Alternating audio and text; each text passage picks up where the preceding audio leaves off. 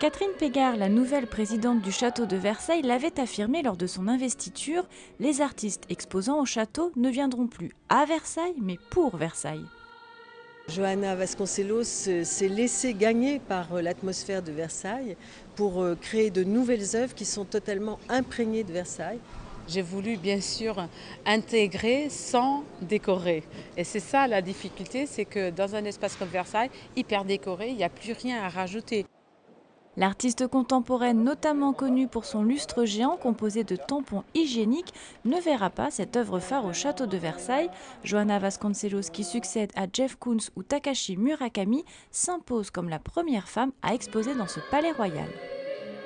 Les chaussures avec les casseroles, avec le titre Marilyn, elles représentent la femme contemporaine. Ça veut dire la femme au foyer, plus traditionnelle, la famille, la cuisine et tout ça.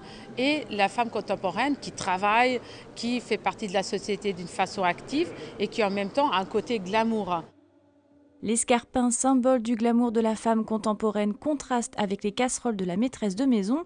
Deux rôles cohabitent chez la femme, le moderne de la vie quotidienne et la tradition du foyer. Devise principale de Johanna Vasconcelos, utiliser les matériaux du passé pour un discours contemporain. J'ai utilisé beaucoup de techniques et d'icônes du passé, mais en détournant dans le présent.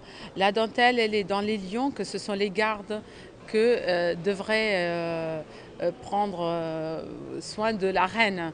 Mais en même temps, ce sont des gardes qui ont perdu leur virilité parce qu'ils sont habillés en dentelle.